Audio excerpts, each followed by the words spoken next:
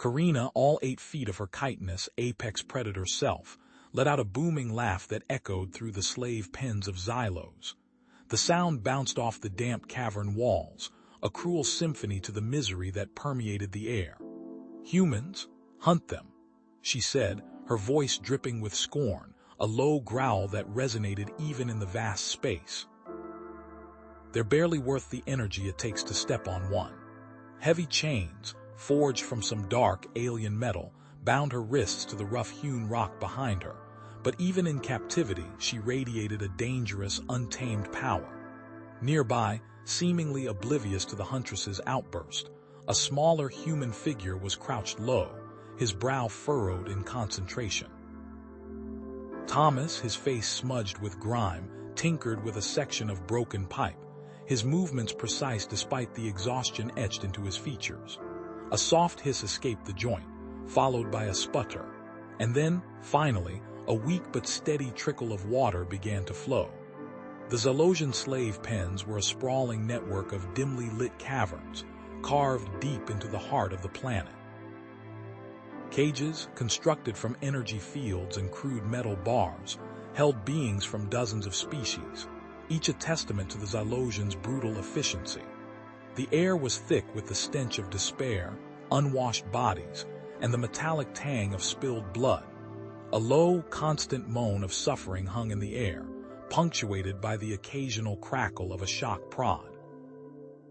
The Zalosian overlords themselves were rarely seen in the pens. Physically weak with pale, almost translucent skin and bulbous, unblinking eyes, they relied on their advanced technology to maintain order. Hovering drones, armed with energy weapons, patrolled the corridors, their silent vigilance a constant reminder of the slaves' captivity. Overseers armed with shock prods that crackled with menacing energy were their direct enforcers, their cruelty a reflection of their master's will. Thomas finished repairing the water pipe, his shoulders slumping with fatigue. The trickle of fresh water was a small victory, a brief respite for the parched slaves in his immediate vicinity, who gratefully pressed their faces against the makeshift spigot. From her chained vantage point, Karina watched Thomas. A flicker of something that wasn't quite contempt crossed her reptilian eyes as she observed his quiet efficiency, the way he coaxed life back into the broken machinery. It was a far cry from the battlefield prowess she respected, but there was a certain tenacity to it. A Zalosian overseer, his skin a sickly green, approached a cage containing a group of malnourished Rhodians, their large, expressive eyes filled with fear. "Work faster," he screeched, his voice grating against the cavern walls. He jabbed his shock prod through the energy field, sending a jolt of electricity through one of the slaves, who cried out in pain. Thomas stopped his work, his hands clenching into fists. The sound of the Rhodian's cry seemed to vibrate through him, a spark igniting in the ashes of his despair. He watched the overseer with a growing anger, a silent promise forming in his eyes. Without a word, Thomas stepped between the Zalosian overseer and the Rhodian slave, putting himself directly in harm's way. He was smaller, weaker, but there was a steel in his gaze that momentarily gave the Zalosian pause.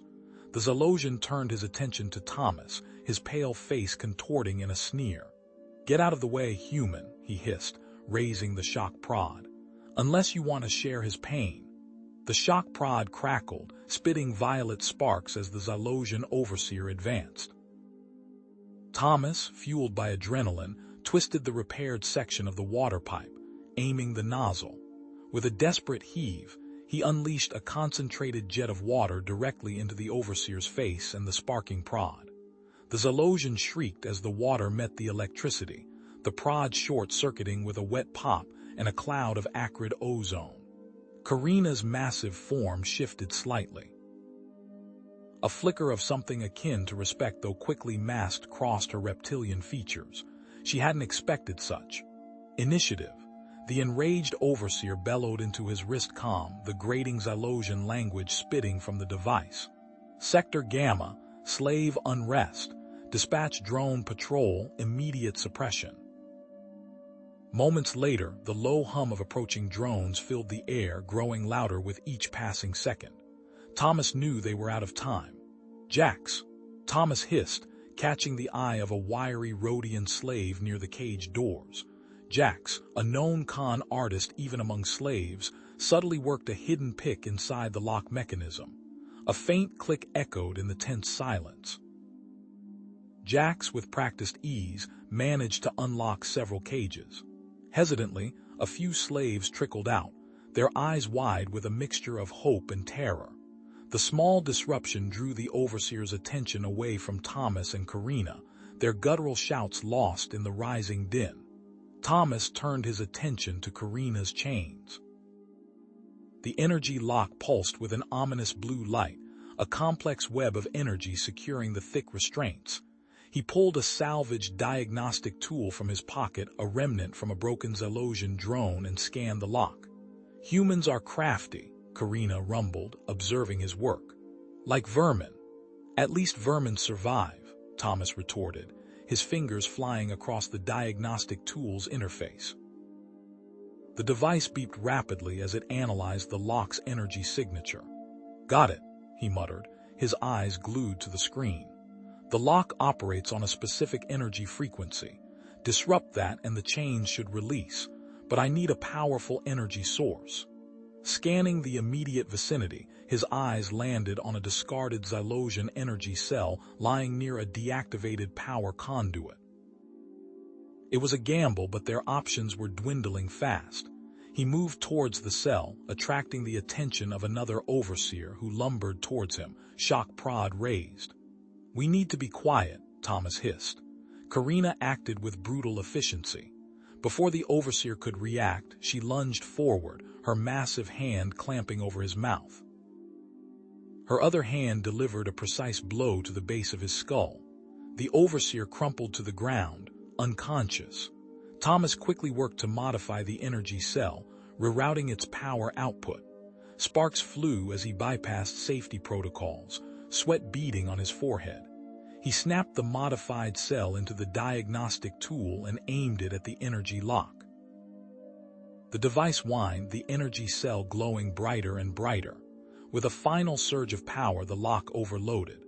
The chain snapped open with a loud crack, the released energy dissipating in a shower of sparks. Karina flexed her freed limbs, the movement fluid and powerful. With a predatory grin, she turned to the remaining overseers, easily overpowering them with swift, brutal strikes. She stood over them, hesitating for a moment, considering whether to break the other slaves' chains.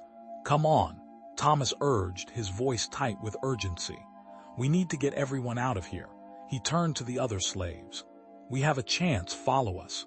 But most remained huddled in their cages, fear etched on their faces, their spirits broken. Thomas, Karina, Jax, and a handful of other escaped slaves made their way towards a maintenance tunnel, a dark, narrow passage that offered a potential escape route. As they reached the tunnel entrance, a piercing security alarm blared through the complex. A heavy, reinforced security gate slammed shut with a deafening clang, sealing off the tunnel entrance and separating them from the remaining slaves. They were trapped. Just Thomas, Karina, Jax, and two other terrified slaves. Karina surveyed the situation with cold indifference. "Acceptable losses," she stated flatly. Thomas's face contorted in fury. "Acceptable, those are people back there." Suddenly, a distorted voice boomed over the intercom system. "Attention, all sectors. System-wide lockdown initiated. A substantial bounty is offered for the recapture of escaped slave Karina, designation Huntress, and human slave Thomas Carter. All citizens are authorized to use lethal force." Karina glared at Thomas, her eyes blazing with anger. "Thanks to your heroics," she spat, "I've gone from enslaved to hunted, and all for nothing. You care too much about the other slaves." Thomas ran a calloused hand along the cold, metallic bars of the security gate, his fingers tracing the intricate locking mechanism. "It's powered by a localized generator, probably somewhere deeper in the complex." He glanced at Karina, her massive frame casting a long shadow in the dim tunnel. If we can overload it, we can knock out the power to this gate. Karina scoffed, her chitinous plates shifting with the movement. Overload it. With what human ingenuity and kind words, I could simply tear the bars apart. And alert every Xylosian guard within a kilometer. Thomas countered, his voice low. We need to be quiet. And besides, he added, glancing at the rows of cells lining the tunnel, I'd rather not leave a pile of twisted metal for the others to navigate. He turned to Jax, who was fiddling with a small datapad. Thomas began scavenging for usable materials, his eyes scanning the grimy tunnel. Twisted pipes, discarded wiring, and chunks of broken machinery littered the floor, remnants of the Xylosians' callous disregard for their slaves' living conditions. Anything we can use to build a makeshift imp, Thomas muttered, already mentally cataloging the potential components. Jax looked up, a sly grin spreading across his reptilian face. There is another way. A shortcut through the tunnels, but it's guarded, automated security turrets, nasty things. Thomas paused, his gaze hardening. Turrets, how many? Enough, Karina rumbled, her patience wearing thin. A shortcut is a shortcut, let's go.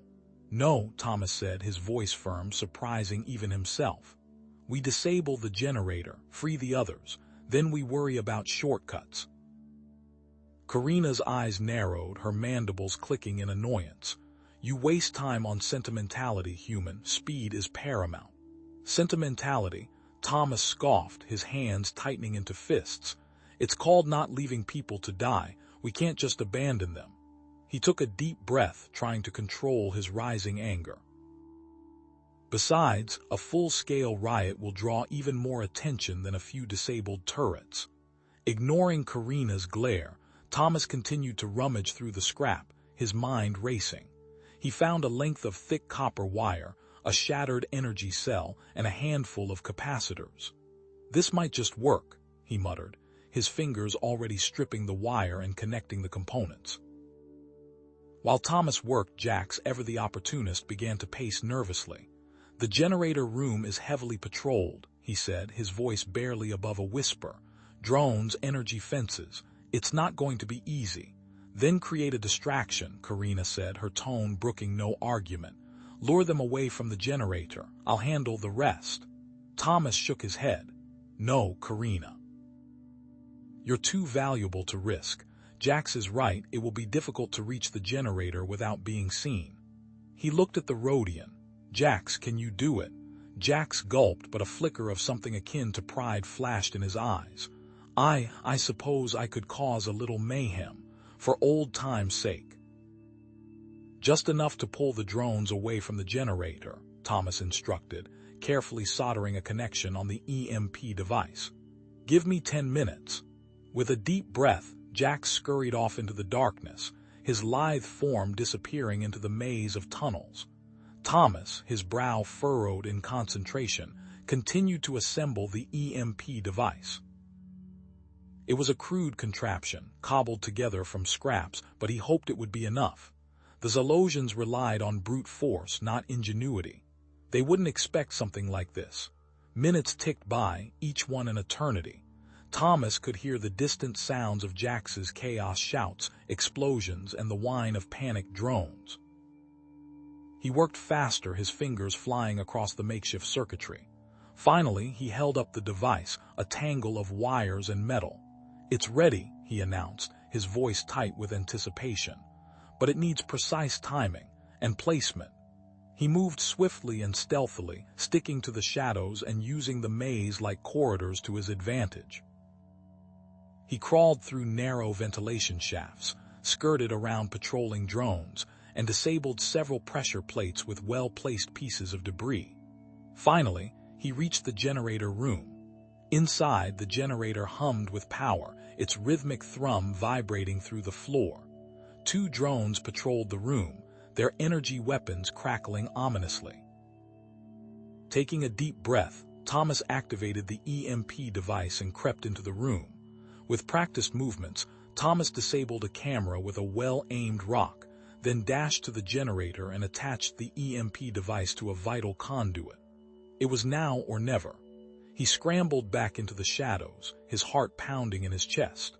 A moment of silence, then a blinding flash of light and a deafening roar. The generator sputtered, coughed, and died, plunging the entire complex into darkness. The drones whirled erratically, their power systems fried. Thomas didn't waste a second. He sprinted back to the security gate, his path illuminated by the flickering emergency lights. The gate was open, the bars limp and lifeless. He found Karina waiting, her expression a mixture of impatience and grudging respect. "Took you long enough," she rumbled, but there was a hint of amusement in her voice. Together they raced into the cell block, their voices echoing through the darkness. "Everyone out, now," Thomas shouted, his voice hoarse.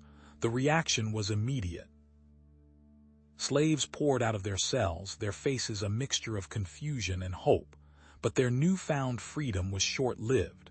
Zalosian guards, alerted by the blackout, emerged from the shadows, their energy weapons blazing. "Protect the others," Thomas yelled, shoving the weaker slaves behind him. Karina roared, her body a blur of motion as she charged into the Zalosians. Her claws tore through armor, her teeth ripped through flesh. The Zalosians, caught off guard by her ferocity, fell like ragdolls. Thomas, armed with a scavenged pipe, fought alongside her, protecting the slaves and disabling the guards' weapons. He moved with a surprising agility, his engineering skills translating into an uncanny ability to predict the guards' movements. They fought their way through the cell block, securing the area and freeing the remaining slaves, but the victory was bittersweet. The sounds of approaching reinforcements echoed through the tunnels.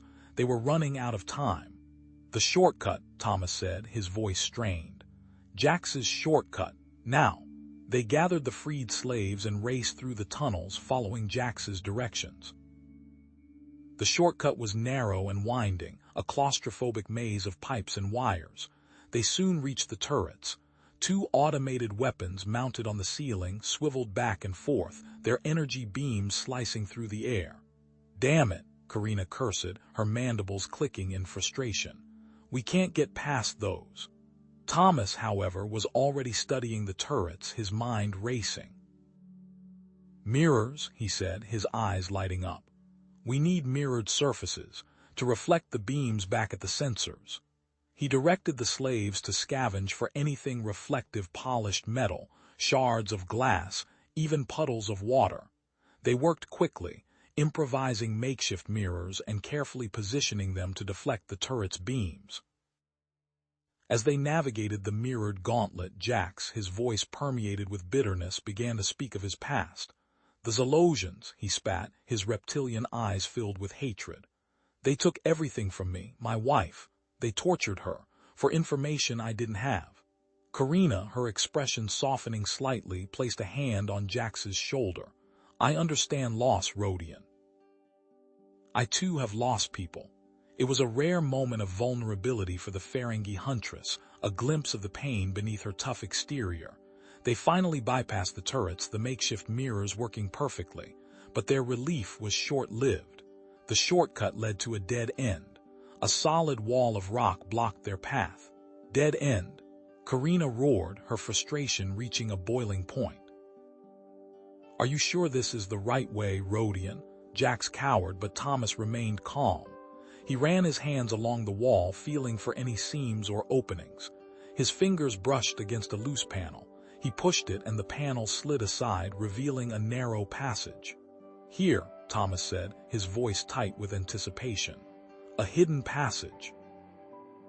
As they squeezed into the passage, the sounds of approaching Zalosian drones grew louder, both from the direction they had come and from the direction they were headed. They were trapped. The passage walls, slick with moisture and grime, pressed in on Karina's massive frame, hindering her movements. The air hung thick with the metallic tang of blood and the acrid scent of fear. Thomas, his face grimy but resolute, quickly scanned their surroundings. "It's too tight," he rasped, his voice barely audible above the whirring of the approaching drones. "She can't fight properly in here." Everyone huddle together, Thomas yelled, pushing the weaker slaves towards the center of the tunnel. He and Karina moved to the front, forming a desperate barricade with their bodies. Get behind us. Working with feverish speed, Thomas ripped strips of cloth from discarded garments and stuffed them with a gritty black powder scavenged from the tunnel floor remnants of some long-forgotten mining operation. He twisted the makeshift bundles tightly. Smoke bombs, he explained tersely, handing one to Karina. Throw them when I give the signal. The first drone rounded the corner, its crimson optics glowing menacingly. Thomas hurled a smoke bomb. It burst in a cloud of choking black smoke, momentarily obscuring the tunnel. Karina, coughing but undeterred, unleashed a precise burst from her plasma rifle. The drone sputtered, its metallic body sparking before collapsing in a heap. Another drone appeared, only to meet the same fate. But the Zalosians were relentless. As the smoke began to dissipate, two more drones, their chassis scorched but functional, squeezed through the narrow passage. They bypassed Karina and Thomas, targeting the huddled mass of slaves. One slave cried out as a drone's energy weapon seared his shoulder. There! Jax shouted, his Rhodian eyes wide with panic, yet somehow focused. He pointed to a barely visible crack in the tunnel wall, partially concealed by a tangle of corroded cables. A service duct, it's small, barely big enough to crawl through. He paused, his brow furrowed. But it leads to the flooded section, toxic waste. A collective groan rippled through the slaves. Thomas cursed under his breath. Toxic waste. Karina snarled, her chitinous face contorted in disgust. We are warriors, not rodents scurrying into sewers. We stand and fight, and get everyone killed. Thomas retorted, his voice rising. That tunnel might be our only chance. We can't win a stand-up fight in this coffin. He saw the stubborn set of her jaw. We need to survive, Karina, all of us. Is honor more important than their lives? Thomas's gaze flickered to the downed drones. He noticed a faint electrical discharge arcing from a damaged power cell. An idea sparked in his mind, desperate but potentially viable. Wait, he said, his voice calmer now. Those drones, they're vulnerable to electrical shocks. He scrambled towards the wreckage, ignoring the protests of the other slaves. He wrestled a power cell free from a destroyed drone, its casing cracked and wires exposed. Jax, got any wire? While Jax rummaged through his pack, Thomas began stripping the damaged power cell, muttering to himself. If I can reroute the energy flow, create a localized charge. As they crawled through the fetid black water of the service duct, the stench of decay and chemical waste burned their nostrils. The water stung exposed skin, leaving a greasy film. This stuff, Jax coughed, his voice strained. It's a byproduct of their energy production. They just dump it here. He paused, his voice thick with emotion. My wife, she worked in the mines. Exposed to this stuff, it ate her from the inside out. His hands clenched into fists. That's why I'm doing this. They took everything from me. Karina, her usual arrogance momentarily subdued, placed a massive hand on Jax's shoulder. Then your pain will fuel our victory, she said, her voice uncharacteristically soft. We will make them pay for what they have done. Thomas, waist deep in the toxic water, finished his modifications. He held up a crude device fashioned from the power cell and salvaged wires. Ready, he announced grimly. Let's hope this works. He submerged the device, and a faint electrical hum filled the water. The drones that followed them into the tunnel sputtered and died, their circuits fried by the electrical charge. The device sparked violently and went dead. Damn, used it up.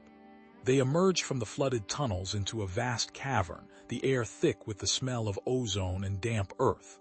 The cavern was eerily silent, illuminated by a faint, pulsating light emanating from strange, bioluminescent fungi clinging to the walls. In the center of the cavern, bathed in the otherworldly glow, stood a sprawling Zalosian research lab. Inside, flickering monitors displayed complex schematics and streams of alien data. Thomas accessed a terminal, bypassing its security protocols with surprising ease. Lines of code cascaded down the screen, revealing horrifying details of the Zylosians' plans. "They're not just using us for labor," Thomas said, his voice grim. "They're experimenting on us, mind control, they want to turn us into weapons." He stared at Karina, his eyes filled with concern. "The Overlord's control device. It's more advanced than we thought. Karina, you could be at risk." They moved deeper into the cavern, finding a relatively dry and sheltered alcove. Exhausted, they collapsed onto the damp ground, grateful for a moment of respite. Suddenly, the cavern was filled with a harsh blue light. A holographic projection flickered to life, displaying a sleek, menacing drone unlike any they had seen before. It was smaller, faster, and armed with a battery of energy weapons. A new Zylosian hunter drone. The projection shifted, revealing the leering face of the Overlord. His voice, amplified and distorted, echoed through the cavern. "Slaves," the Overlord hissed, his eyes burning with malice. "Your escape ends here." The lab's reinforced doors buckled inward with a screech of tortured metal. Red warning lights pulsed, painting the cavern in strobing hues of danger. The air vibrated with the deep thrum of the hunter drone's repulsor lifts, the sound echoing off the cavern walls. "They're through," Jax yelled, already scrambling towards a narrow passage leading deeper into the complex. Karina roared, a guttural challenge that shook the very air. She planted her feet, drawing her plasma blade. "Go, I will buy you time." The first drone rounded the corner, its multiple optical sensors locking onto Karina. It was sleeker, more angular than the previous models, its armor gleaming with a fresh coat of Zylosian black. Energy weapons bristled from its chassis, and its movements were unnervingly swift. A searing bolt of plasma lanced out, forcing Karina to dive for cover behind a fallen console. "They've upgraded their weaponry," she snarled, rolling back to her feet. The drone unleashed a barrage of shots, each one impacting with enough force to shatter the rock around her. Thomas, already halfway down the passage, paused, his fingers flying across the data slate he'd ripped from a nearby terminal. "I'm pulling what I can from their network. Get moving, Karina, I need you alive." His fingers danced across the screen, lines of code scrolling past in a blur. He found it. The core data packet on the mind control technology. A complex web of neural interfaces and override protocols designed to enslave the will. The device targeted specific brainwave patterns, effectively hijacking the subject's consciousness and linking it to the central control network.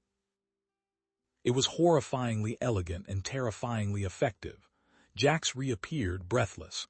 "Found it. Power grid schematic. There's a maintenance tunnel that runs almost directly into the fortress's central control system. Tight squeeze, but it's our best shot." He unfurled a holographic map, the glowing lines tracing a treacherous path through the Zylosian infrastructure. Thomas looked from the data slate to the schematic, his mind racing. "We don't just disable the network," he said, a dangerous glint in his eyes. "We turn it against them." He pointed to the neural interface protocols. "I think I can modify this, use their own drones against them, maybe even the Overlord himself." Karina, panting and covered in dust, rejoined them, her plasma blade still humming. "You would tamper with such a device. To control minds, it is an abomination." Her silver eyes flashed with anger. "It's our only chance, Karina," Thomas argued, his voice tight with urgency. "We can't fight them head-on. We'll be slaughtered. This gives us a fighting chance. A chance to free everyone." He appealed to her sense of honor, her deep-seated desire for justice. "Think of the slaves, Karina. Think of what the Zylosians are doing to them." Jax laid a hand on Karina's arm, his usually jovial face grim. "They tortured you, Karina. Enslaved you. This is payback. This is our shot." Karina stared at the schematic, her expression a mask of internal conflict. The thought of surrendering her mind, even for a moment, filled her with dread. But the image of the enslaved, the memory of the Overlord's cruel laughter, burned in her mind. She closed her eyes, took a deep breath, and met Thomas's gaze. Safeguards, strict safeguards. I will not become a puppet. Thomas nodded, relief washing over him. Agreed. I'll build in multiple failsafes. Manual overrides. We'll make sure the Overlord can't get his claws into your head. He began stripping components from the data slate, his fingers moving with practiced efficiency. He would need to miniaturize the interface, make it portable. Jax busied himself studying the power grid schematic, memorizing the route, identifying potential hazards. Karina, meanwhile, began drilling the other slaves in basic combat techniques, teaching them how to use improvised weapons and defend themselves. As Thomas worked, poring over the alien code, he discovered something disturbing. A hidden subroutine. A failsafe built into the system that could permanently erase a subject's memories, wiping their mind clean. He swallowed hard, his stomach twisting. He couldn't tell Karina, not yet, it would break her. She would refuse to go through with it, but he couldn't risk the mission, not with so many lives at stake. He turned to Jax, his face grim. There's something you need to know. He explained the subroutine, the potential for complete memory erasure. Jax's Rhodian eyes widened in horror. You can't be serious. You'd risk that with Karina. I don't have a choice, Thomas said, his voice barely a whisper. If we fail, everyone dies. This is the only way. Jax shook his head, his face etched with worry. This could destroy us all, Thomas. You know that, right? He agreed to help Thomas keep the secret, but the weight of it settled heavy between them. Hours blurred into a frenzy of activity. As Thomas delved deeper into the code, he realized that the resonance frequency of the device could be altered to target specific species. A tactical advantage. He could focus the mind control on the Xylosian drones, leaving the slaves unaffected. Later, as the others rested, Thomas found Karina sitting alone, sharpening her blade. The bioluminescent fungi cast an eerie glow on her face, highlighting the weariness in her eyes. You are quiet, Thomas said, approaching her cautiously. I am, considering the risks, she admitted, her voice low. The thought of surrendering my mind, even for a moment, it frightens me. I know, Thomas said softly, but we're in this together. I won't let anything happen to you. Karina looked up at him, her silver eyes searching his. And what of you, Thomas? What do you fear? He hesitated, then confessed, failing, letting everyone down. He met her gaze, his own filled with a mixture of fear and willpower. But I won't. I promise you, Karina, we'll get through this. A flicker of something passed between them. A shared vulnerability, a mutual respect, a hint of something deeper.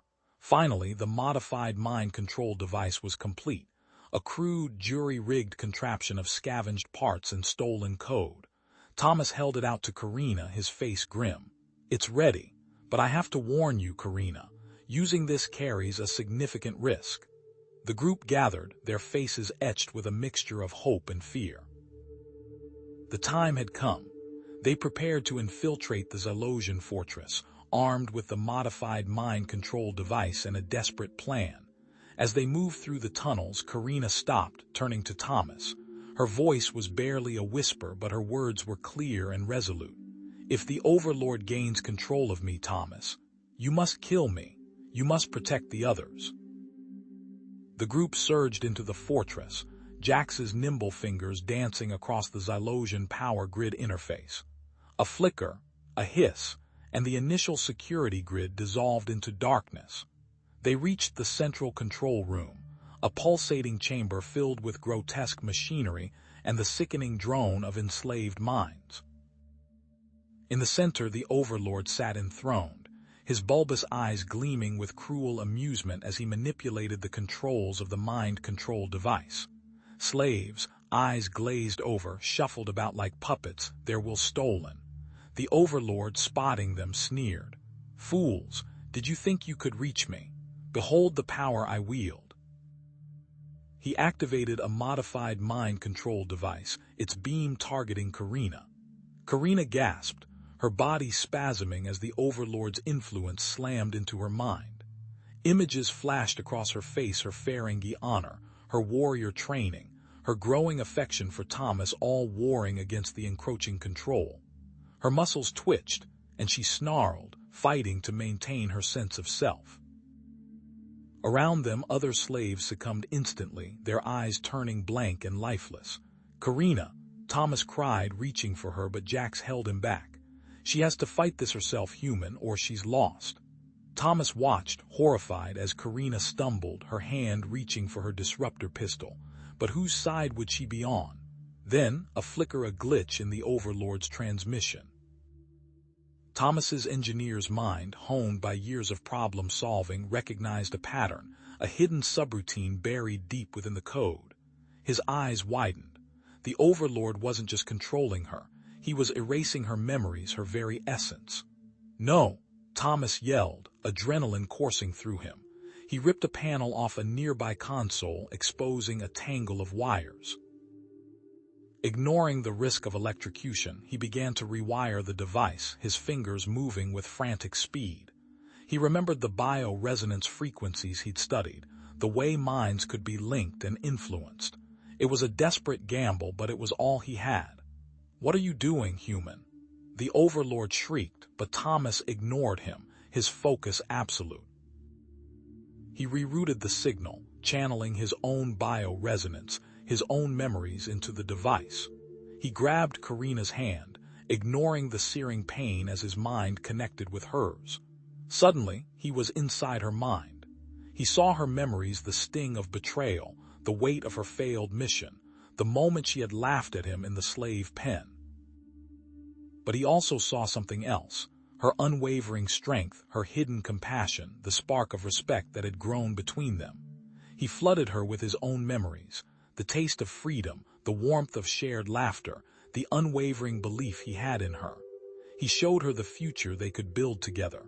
Karina roared, a sound that shattered the oppressive silence of the control room. Her eyes snapped back into focus, blazing with Ferengi fury. The Overlord's control snapped like a broken wire. "You will not control me," she snarled, ripping the mind control helmet from her head and hurling it across the room. She lunged at the Overlord, her disruptor pistol spitting bolts of energy. The Overlord, caught off guard, scrambled back, firing wildly. Karina dodged the blasts with practiced ease, her movements a blur of chitin and muscle. Thomas, meanwhile, worked feverishly to disable the mind control device, freeing the remaining slaves from its grasp. Weakened and desperate, the Overlord aimed the device at Thomas. "If I cannot control her, I will control you." But Karina was too fast. She tackled the Overlord, sending them both crashing to the floor. The device flew from his grasp, skittering across the metal plating. During the struggle, Karina noticed something. "He's using human brain patterns to amplify the signal," she shouted to Thomas. "That's how he can control us all." Thomas looked up, understanding flashing in his eyes.